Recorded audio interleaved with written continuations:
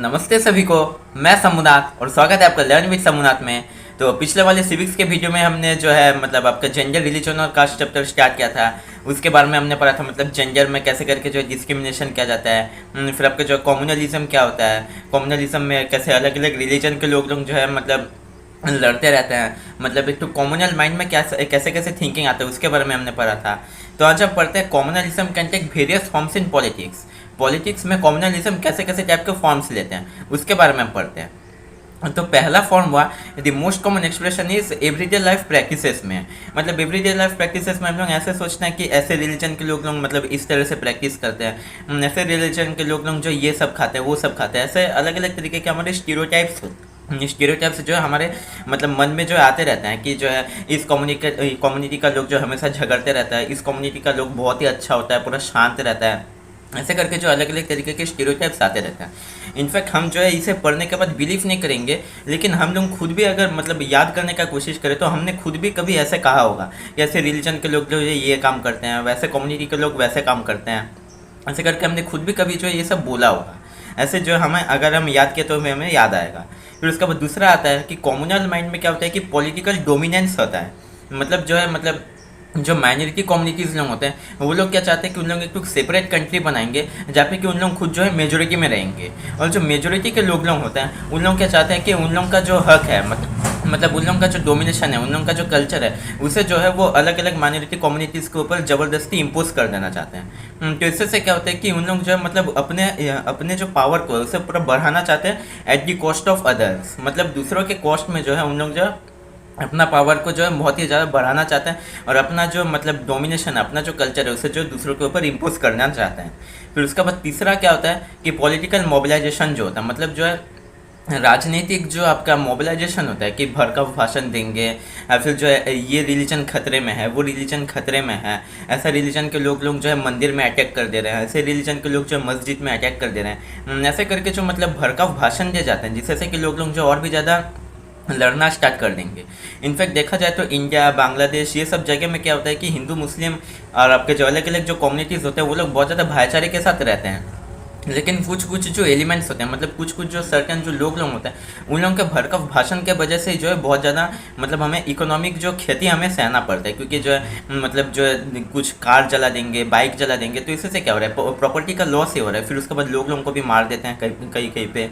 इससे से क्या हो रहा है हमारा जो लॉस ही हो रहा है, कुछ गेन हो नहीं पा रहा है।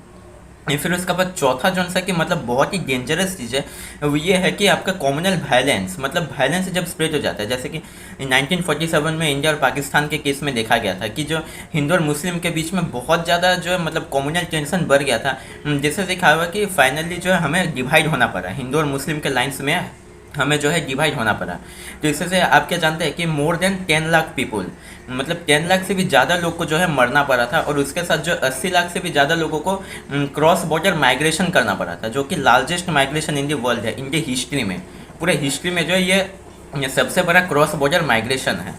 फिर उसके बाद हम देखते हैं कि मतलब हमारे सेकुलर पॉलिसी के बारे में क्या क्या बोला गया है कॉन्स्टिट्यूशन में। तो अभी हम बात करते हैं सेकुलर स्टेट का। जैसे कि हम लोग देख सकते हैं कि जो आपका इंडिपेंडेंस के बाद से आज तक भी जो है इंडिया में बहुत ज़्यादा कम्युनलिज्म का स्प्रेड है। तो इस कम्युनलिज्म को टैकल करने के लिए हमारे कॉन्स्टिट्यूशन में क्या क्या टाइप के स्टेप्स ले गए हैं। मतलब हमारे कॉन्स्टिट्यूशन में हमने पढ़ा होगा कि इंडिया इसे सेकुलर स्टेट बोल के। तो सेकुलर स्टेट के क्या क्या क्राइटेरिया, मतलब क्या क्या उसमें प्रोविजंस दिया गया जिससे से कि इंडिया जो है एक तो सेकुलर स्टेट बन पाया, इसके बारे में हम पढ़ते हैं। So there is no official religion in India. India में जो है कोई सा ऑफिशियल रिलीजन नहीं है। जैसे कि हमने फर्स्ट चैप्टर में देखा था कि जो आपके श्रीलंका में बुद्धिज़्म है। फिर हम जानते हैं कि पाकिस्तान में जो इस्लाम है, आपका यूके में या फिर जो ब्रिटेन में जो है क्रिश्चियनिटी है, ये सब वहाँ के ऑफिशियल रिलीजन है। लेकिन इंडिया में ऐसे कोई सा ऑफिशियल रिलीजन नहीं है। हर रिलीजन के लोग जो है सेम वैल्यू में यहाँ पे रहते हैं, सेम राइट्स उनके पास है। फिर उसके बाद हम देखते हैं the constitution provides individuals to profess and practise any religion और नॉट टू प्रैक्टिस एनी। मतलब वो लोग जो एथिस्ट भी हो सकते हैं या फिर अपना रिलीजन को बदल भी सकते हैं। ये जो है मतलब कॉन्स्टिट्यूशन उनको राइट्स देता है। हिंदू जो मुस्लिम बन सकते हैं, मुस्लिम हिंदू, हिंदू क्रिश्चियन, ऐसे करके जो है चेंज भी कर सकते हैं या फिर किसी चीज़ को नहीं भी मान सकते, उन लोग एथिस्ट भी बन सकते हैं। फिर उसके बाद हम देखते हैं मतलब जो आपका रिलीजन बेस्ड जो डिस्क्रिमिनेशन होता है, ये गया पॉइंट नंबर 1 और पॉइंट नंबर 2। फिर उसके बाद पॉइंट नंबर 3 में दिया गया है कि जो आपका रिलीजन के ग्राउंड्स में जो डिस्क्रिमिनेशन देखा जाता है वो जो यहाँ पे प्रोहिबिट किया गया है कि मतलब इस स्कूल में जो है बस इसी रिलीजन के लोग पढ़ सकते हैं, या फिर जो उस इंस्टीट्यूशन में या फिर उस ऑफिस में बस उसी रिलीजन के लोग जो काम कर सकते हैं। ऐसे टाइप के डिस्क्रिमिनेशन इंडिया में जो है बर्दाश्त नहीं किया जाएगा। फिर उसके बाद चौथा नंबर पॉइंट है कॉन्स्टिट्यूशन जो स्टेट को, स्टेट यानी कि यहाँ पे कंट्री को बोला गया है, कंट्री के जो गवर्नमेंट है उसे हक दिया है कि जो है आपके रिलीजन के मैटर में आप लोग इंटरवेन करो, रिलीजन के मैटर में आप लोग जो घुसो, ताकि जो है आपका जो मतलब रिलीजन बेस्ड जो आपके टेंशन्स होते हैं या फिर रिलीजन बेस्ड जो इश्यूज होते हैं उसे जो टैकल किया जा सके। मतलब ये स्टेट को या फिर कंट्री को जो हक दिया गया है कि आप जो रिलीजन बेस्ड मैटर्स में जो आप लोग इंटरवेन कर सकते हो, ताकि जो है मतलब जो कॉमनल टेंशन्स देखे जाते हैं उसे जो टैकल किया जा सकता है।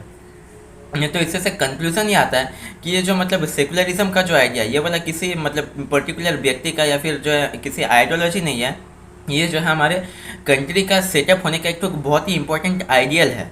मतलब इसी से जो है हमारा कंट्री एक तो आइडियल कंट्री बन पाया है। ज़्यादातर जो कंट्रीज़ में आप देखेंगे किसी ना किसी तरीके का जो है रिलीजन बेस्ड मतलब मोबिलाइजेशन देखा जाता है, या फिर रिलीजन बेस्ड जो आपका हायरार्की या फिर जो पावर जो है दिया जाता है। लेकिन इंडिया का एक तो स्पेशलिटी ये है कि इंडिया जो एक तो सेकुलर स्टेट है, जहाँ पे कि जो है मतलब बहुत सारे भाषा, बहुत सारे लैंग्वेज, बहुत सारे रिलीजन एक साथ जो है मिलजुल के रहते हैं। तभी हम बात करते हैं कास्ट एंड पॉलिटिक्स। ये तो क्या रिलीजन का या फिर कॉम्युनलिज्म का। अभी हम बात करते हैं कास्ट एंड पॉलिटिक्स का। सो कास्ट का डिवीज़न होता क्या है? कास्ट का डिवीज़न ये होता है कि मतलब कास्ट इनइक्वालिटीज़ के बारे में बात करते हैं। सो कास्ट इनइक्वालिटीज़ में होता क्या है कि मतलब सदियों से आपका एक तो पावर दिया जाता है, मतलब सदियों से आपका जो ये ज़्यादातर जो एक तो ऑक्यूपेशनल मोबिलिटी है, जिसमें क्या होता है कि जो आपके पेरेंट्स जो करते थे या फिर आपके जो ग्रैंड पेरेंट्स जो करते थे वही काम जो आप भी करेंगे। जैसे कि आपके पेरेंट्स फार्मर थे तो आप भी फार्मर बनोगे, आपके पेरेंट्स मछुआरे थे तो वो आप भी मछुआरे बनोगे, आपके पेरेंट्स अगर पंडित थे या फिर जो ब्राह्मण थे तो आप भी जो है किसी मंदिर के पुजारी बन जाओगे। ऐसे जो स्पेशल पावर्स दी जाते थे, और फिर जो है मतलब उनको अलग अलग जो स्टेजेस होते थे, जैसे कि आपका ब्राह्मण, क्षत्रिय, वैश्य, शूद्र, इन लोगों को जो अलग अलग पावर्स भी दिया जाता था। जैसे ब्राह्मण लोगों को बहुत ज़्यादा पावर्स दिया जाता था।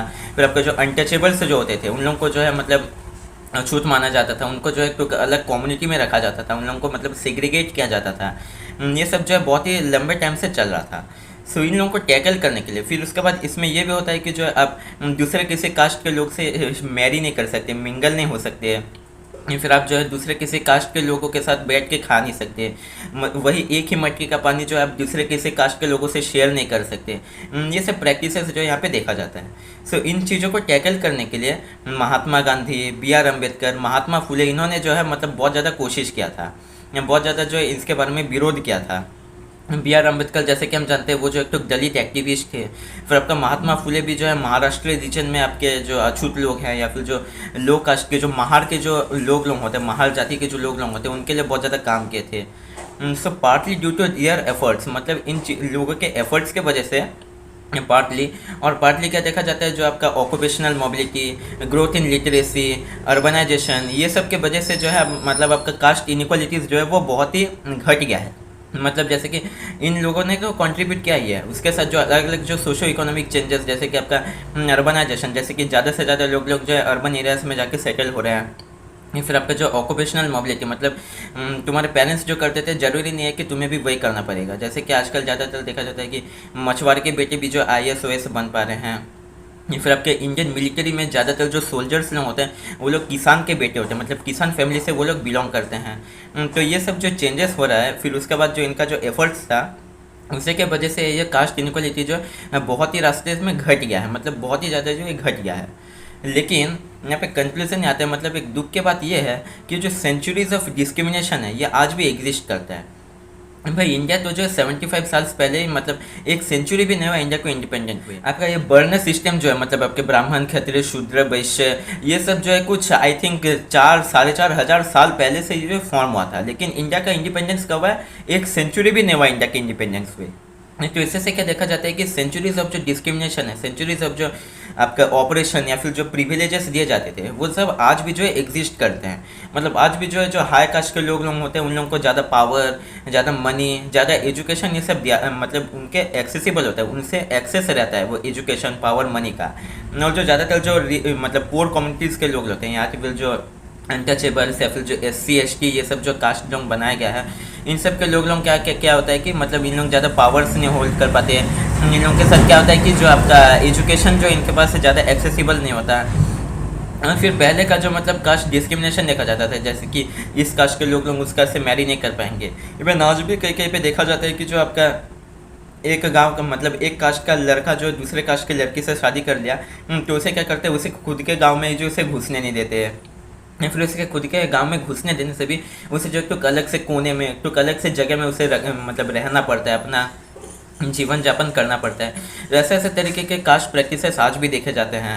फिर उसके बाद क्या होता है कि मतलब अलग कास्ट के लोग जो है खा नहीं पाते एक साथ। इनफैक्ट कई कई मतलब बहुत ही ज़्यादा रूरल एरिया में मतलब बहुत ही मतलब मफसल जो एरिया होता है, जहाँ पे कि बहुत ज़्यादा जो रूरल एरिया होता है, वहाँ पे क्या होता है कि अलग अलग जो चाय के दुकान हो गए सोच लीजिए, वहाँ पे क्या होता है कि अपर कास्ट के लोगों के लिए एक कप में मतलब एक तरह के कप में चाय पे चाय दिया जाता है, और दूसरे कास्ट के लोगों को दूसरे तरह के कप में, सोशल जो पेपर या फिर प्लास्टिक कप, जो गंदे गंदे कप होते हैं, उन लोगों में जो उसे मतलब खाना ये चाय दिया जाता है या फिर स्नैक्स जो है ये सब दिया जाता है।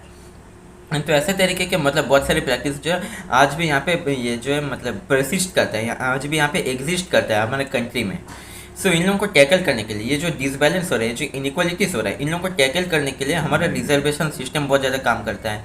रिजर्वेशन सिस्टम जैसे कि आप इंडियन एजुकेशन सिस्टम में देख ही पाएंगे, जो आपका SC के लिए इतना प्रतिशत, ST के लिए इतना प्रतिशत जो कोटा रखा गया है, मतलब इतने प्रतिशत जो है, चाहे वो SC ST जितना भी परसेंट लाए, चाहे वो 0% भी लाए, फेल भी हो जाए, फिर भी जो है उसे सीट मिल जाएगा, क्योंकि उसका जो रिजर्वेशन है, उसका जो है कोटा है।